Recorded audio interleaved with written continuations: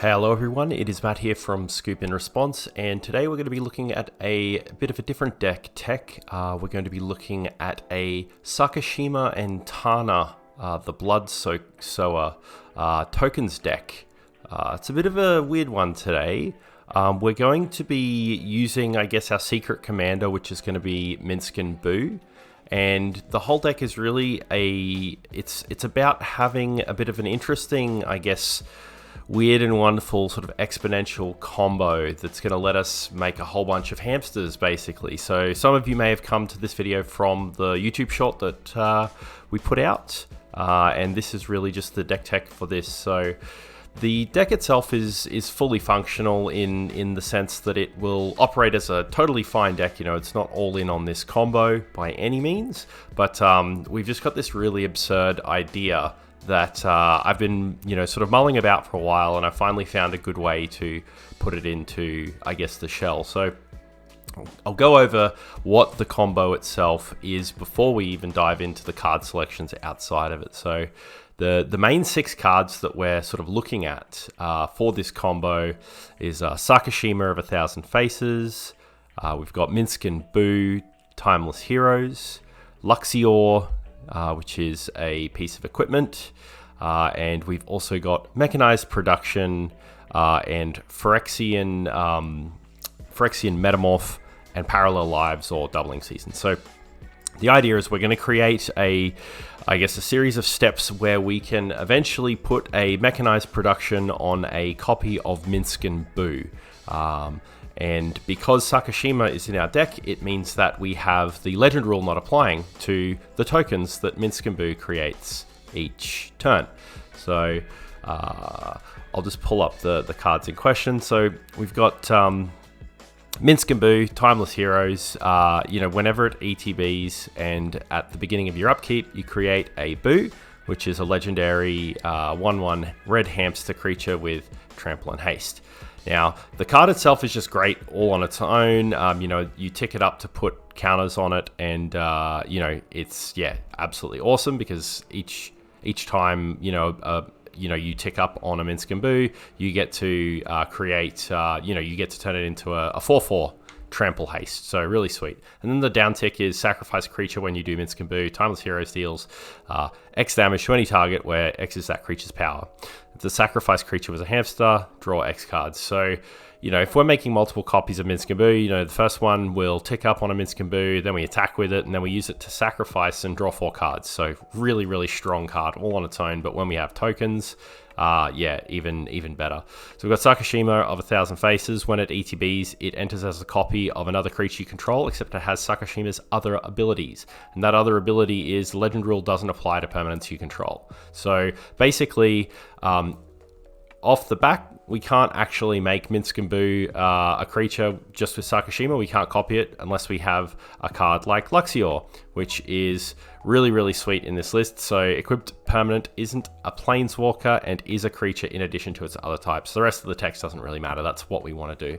So basically, the way that Sakashima works is it really only cares about targeting a creature. So it doesn't, necessarily have to make creatures. It just needs to target something that is a creature. And that's sort of how it works. So what you can do is you put the Luxior on the Minsc and Boo, and the Sakashima will then turn into a copy of Minsc and Boo as it's printed, because it can only copy the copyable effects, which is basically what's printed on the card. So it will enter as a copy of Minsc and Boo, which is a planeswalker, not a creature. So it's kind of like a vanilla copy of Minsc and Boo, except the legend rule now doesn't apply. So you get to keep 2 copies of Minsc and Boo and 2 copies of Boo tokens, because they both make one. And because of the ability, each upkeep for each Minsc and Boo you create another Boo, which is amazing, because it's, full token generation at that point. So really good. So once we have a Sakashima copy of Minsc and Boo, we can then move the sword onto the Sakashima copy, which will then make it a creature. And so it will then be a creature which is copyable, which is really sweet.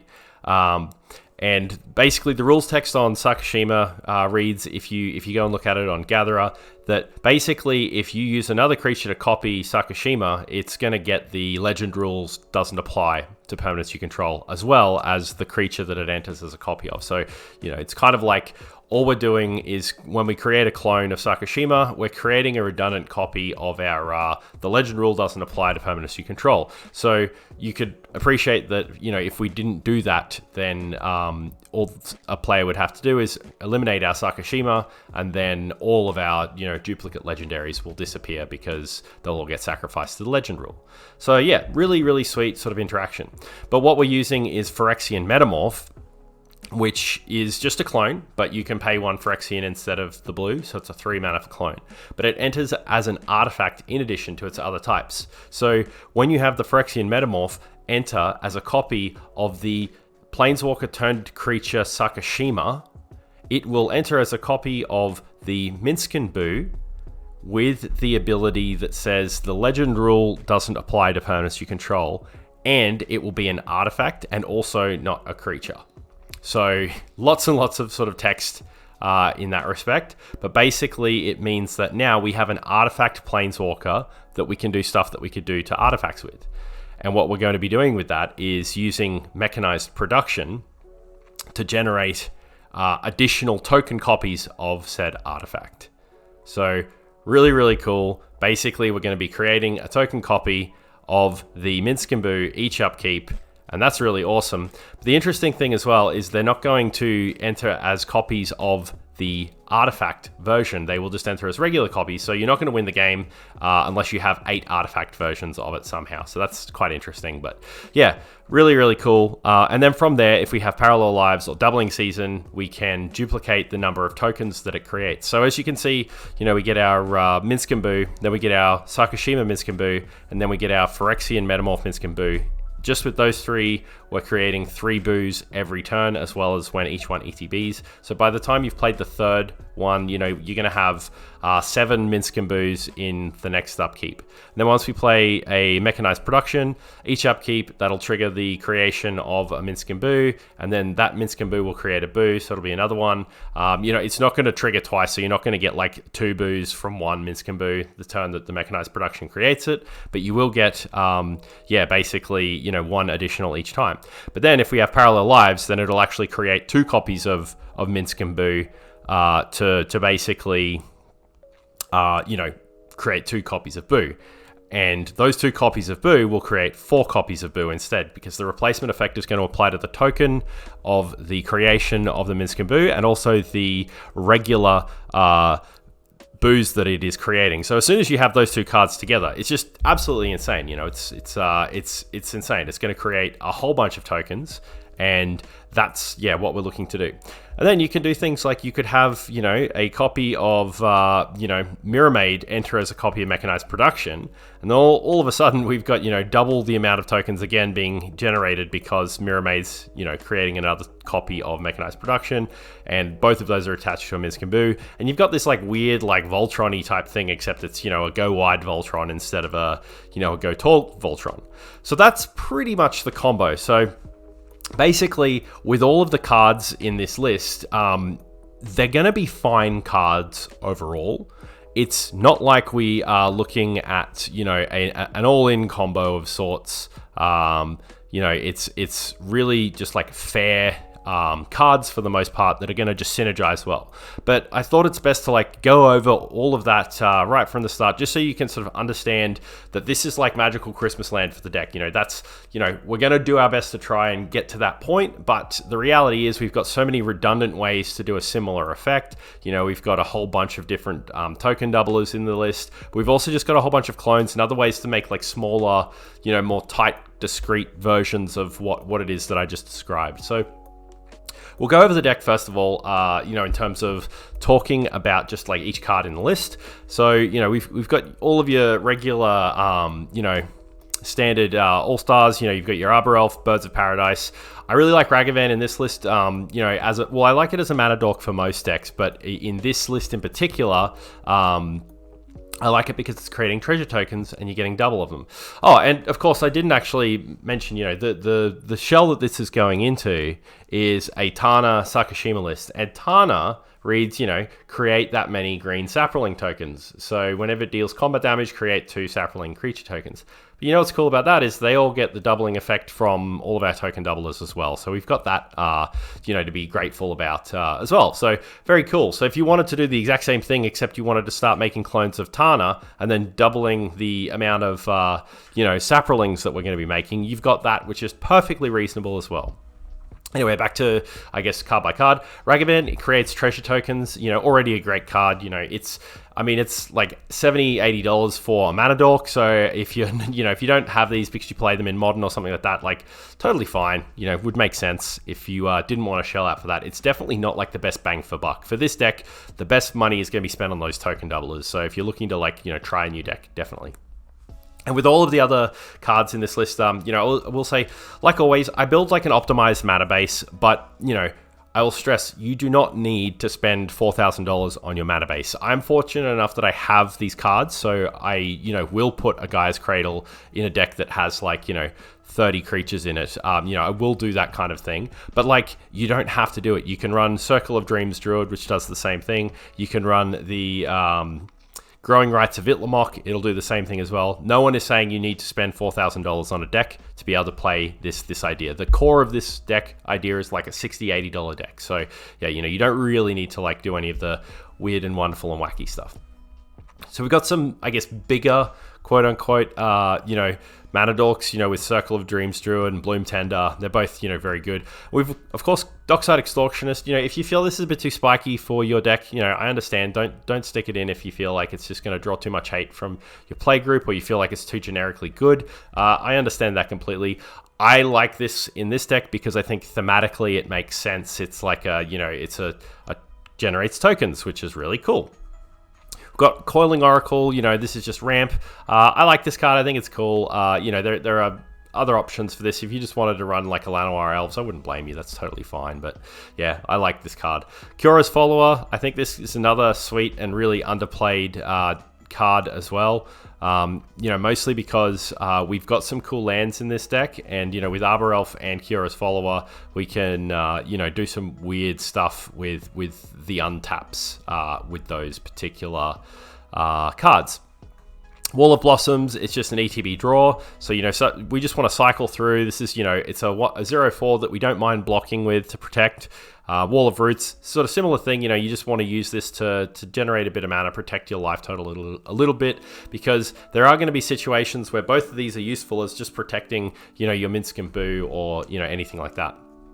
Endurance, Circle of Dreams Druid, Ewit, these just your sort of standard green 3 drops for any creature heavy deck. Endurance is just fantastic to sort of have another go if people remove all of your shit. Eternal Witness, you can just do whatever you want with that, return a single card and have another crack at it with that.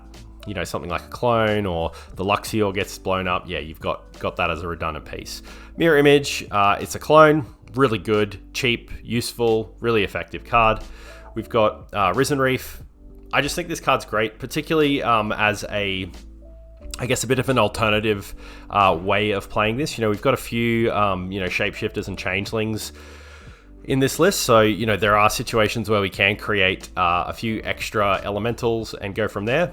And it's also the kind of deck where you could 100% do stuff with elementals in Rug, in Temur, and it's just going to be perfectly reasonable. Trinket Mage, we're going to get to all of the artifacts that we want to grab with that, but mostly it's another way to grab your Luxior, so really good with that.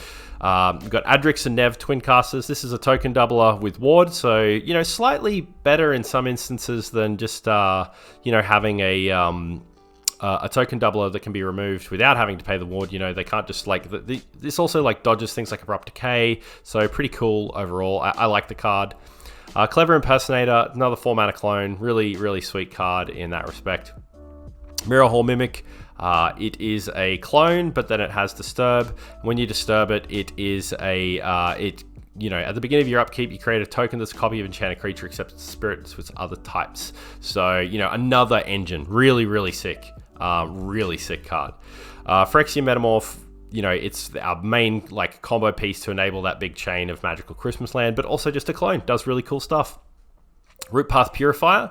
So this is one of my favorite new cards for green. Lands you control are land card. Lands you control and land cards in your library are basic. So you can use this to turn all of your basic land ramp into fancy land ramp, essentially. But I like it as a protection piece for Blood Moon, back to basics, all of that. It's just like a little bit of, of extra sort of play around. I like it as that as well. It doesn't die to Bolt. It doesn't die to Abrupt Decay. It will die to Fatal Push, but there's a lot of removal that this dodges, and sometimes you'll just get your you'll get your Prismatic Vista, and then that can literally search any land out of your deck, and that's just insane. You might want to get a Guy's Cradle, you might want to get a Triome or something like that. It just fixes everything, and yeah, you can go from there.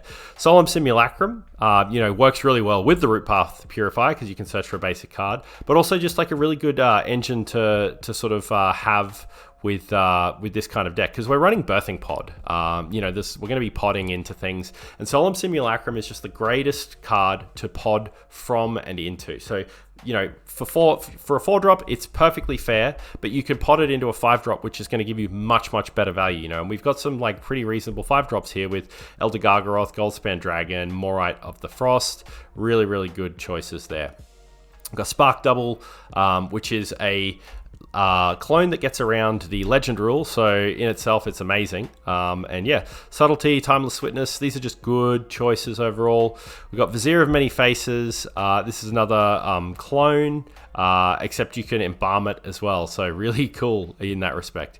And then lastly, for the top end, we've got Hulking Metamorph, which is a new clone that does cool stuff. And it's also another way to get that artifact creature thing happening. And then Progenitor Mimic, which is a, you can have it enter as a copy, and it gains at the beginning of your upkeep. If the creature isn't a token, put a token onto the battlefield that is a copy of this creature. So this is another one of your mechanized production style, power increased, cards. It's really sweet, and we're running Natural Order in this deck, and you'll notice a significant absence of any kind of pump effects. We are not trying to win with Craterhoof. We're not trying to win with Endrace Forerunners. This is our target for Natural Order, because it's really silly, and really I think it's quite funny to like do something like this. People are going to groan when you cast Natural Order, and I think this is like the way to find a good balance when you're making a powerful deck, and you want to play powerful cards, but you don't necessarily just want to like win the game. And a thing that I really dislike, I think, in this mid to high power is where you'll have, this is definitely a high powered list, let's not pretend, but let's say you've got Thassa's Oracle and Consultation in your deck. Either have those cards in your deck and then try to win with them as quickly as possible, and that's CEDH, or don't put them in your deck. Right, but there's no reason to put like Thassa's Oracle and Consultation in a deck if you're only going to try and win after you feel like it's reasonable, like a reasonable amount of time has passed. Like, I think that's a silly idea. Instead, you want to play your powerful cards. Like, you could put Thassa's Oracle in a list like this if you're going to like manually draw your deck. Like, that's a cool way to like play that broken card. And I think Natural Order as like a way to play a really powerful card, but not in the standard way that people are going to groan about, is getting a card like Progenitor Mimic, because it's just like a ridiculous idea. Anyhow, that's I guess my take on Natural Order, which we'll go into all of the other stuff later. Hulking Metamorph is really sweet. The clone becomes a power and toughness equal to it, so you can do some weird and wonderful stuff with other, I guess, abusable things. So we've got Planeswalkers. Lastly, we've got Wrenn and 6. This is just really good for fixing your land drops. Making sure that you've got like additional copies of lands, getting back those fetches, because I would say like I love playing fetches and Life from the Loam and Wrenn and 6 in any rug deck. But if you don't have the fetches, this becomes significantly worse. That said, with Root Path Purifier now, though, you could be running like the bad fetches that only get you basics. So like you can play like your Fabled Passages and your Evolving Wilds and Terramorphic Expanses and all of that kind of stuff. And then they become way better now, because this card, you basically can just like turbo into this, and then those fetches become even better than regular fetches. So yeah, Khan Living Legacy, like this is a bit of a weird one, but because it creates a tap Power Stone token, you can double that or triple that or quadruple that. I think that's really cool, and you can then use it to activate and pay for the mana, because we don't have a lot of artifacts in this list, but the way it's worded is you can't use the Power Stone tokens. You got to use it to spend it can't be spent to cast a non-artifact spell. So you can still use it to activate abilities. It's totally fine to pay for any activated abilities. You know, if you're playing like Thrasios instead of Sakashima, for example, you know, which would fit in the colors fine, and then you just run Sakashima in the main, Khan is going to be able to pay for Thrasios activations and things like that. Got the other Khan. This is just another way to have a rebuy if they exile your Luxior. I really like that as a tool. It doesn't really do anything other than that, other than stopping your opponents playing artifacts, which, you know, a lot of artifact-based ramp is pretty sweet. Minsc and Boo, we've talked about that a lot. And Vivian, Monsters Advocate. This card is so damn good in a deck that has Dockside, because you basically just tick down, you play your 3-drop, and then you get your Dockside, and you just can cast whatever you want after that. Really, really sweet. Yeah, so that's pretty well I guess the creatures and planeswalkers. We've got a whole bunch of artifacts and instants and sorceries.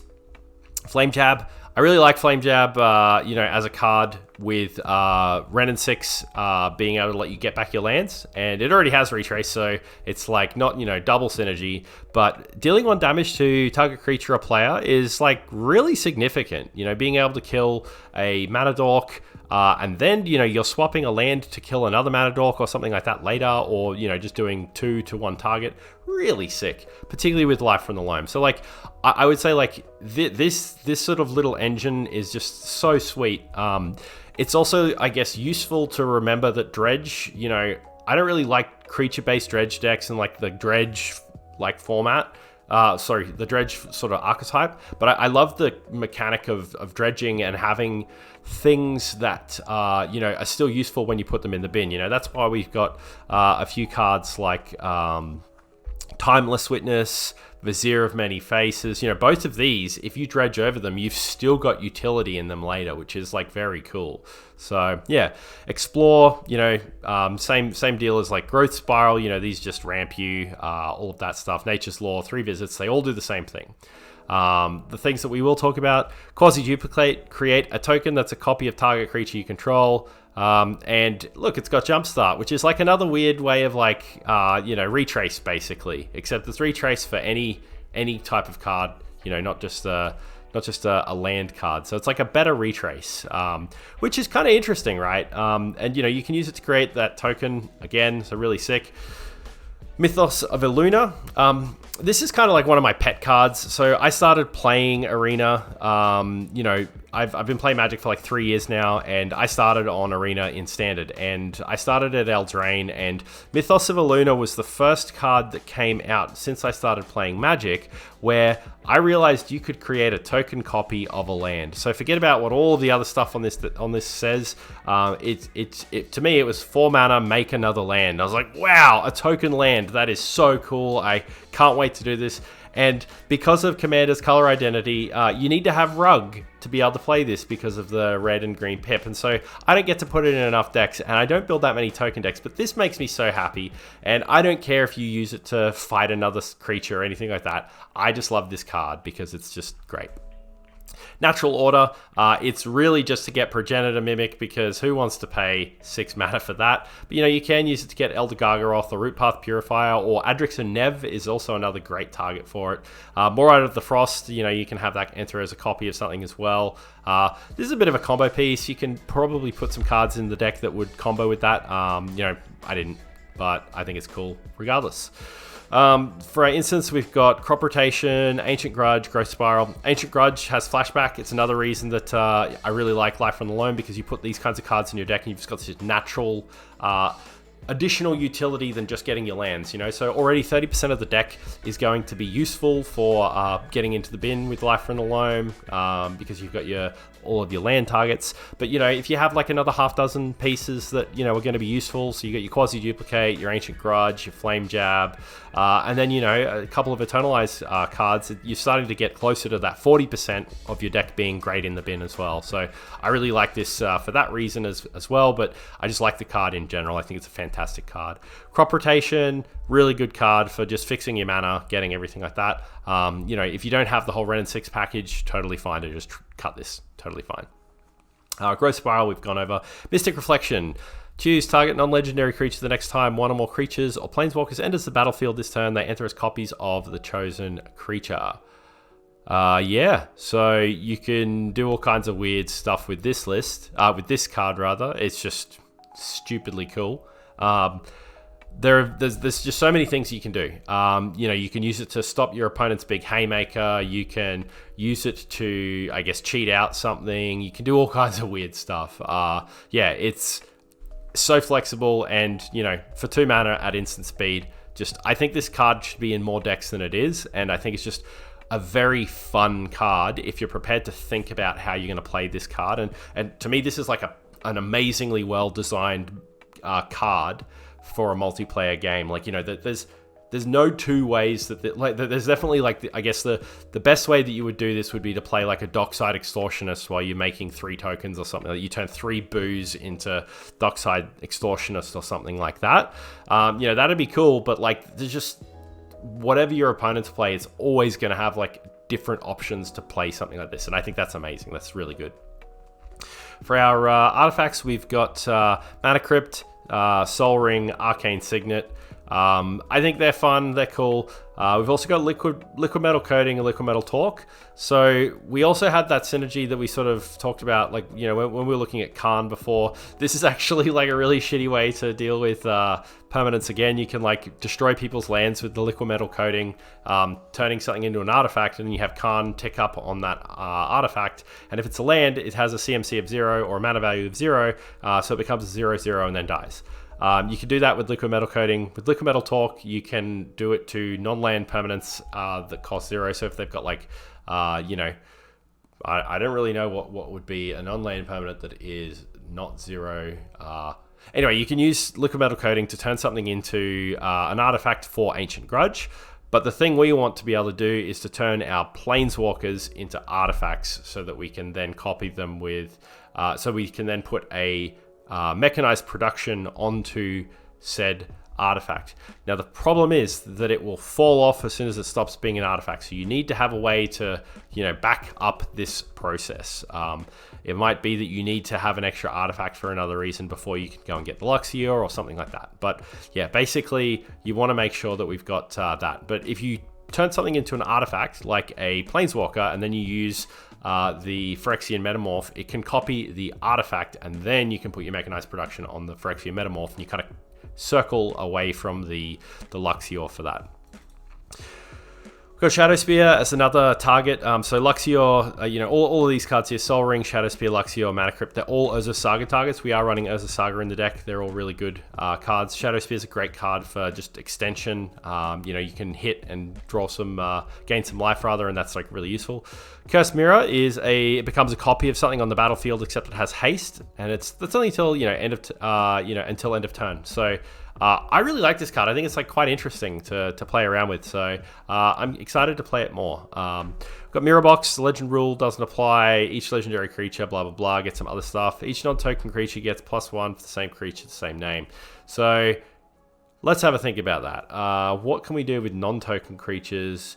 Not a lot, because we can't make more than 1 non-token creature or 2 non-token creatures, except for, in a few instances with Mystic Reflection and whatnot. But yeah, I just like it as another redundant piece for the legend rule, not applying. Sculpting Steel, enters the battlefield as a copy of any artifact on the battlefield. So that could be a planeswalker that you've turned into something with liquid metal coating. Lots of cool stuff. Birthing Pod, we sort of talked about that a bit already, but yeah, basically you're potting stuff into other stuff. Very cool there. And Machine God's Effigy. So this is kind of like another clone / it's like the blue Cursed Mirror, basically. Yeah, really cool. And it's also a mana dork, so you can have it enter as a copy of something that taps for blue. And yeah, that's pretty cool. I like that a lot. For our enchantments, we have Copy Artifact, we have Mirror Maid, Mechanized Production, Parallel Lives, and Doubling Season. So we've talked about most of these already. The Copy Artifact is just, you create another copy of an artifact.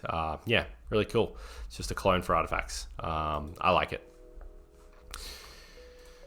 Lastly, we've got the mana base. So we have fetches, we have channel lands, we have shocks, we have a Field of the Dead, because Field of the Dead creates token zombies, so we can double those and be very happy with ourselves and think we're really cool. Guy's Cradle, because we're going to be making so many creatures, we want to be able to, you know, benefit from that, and that's why we've got the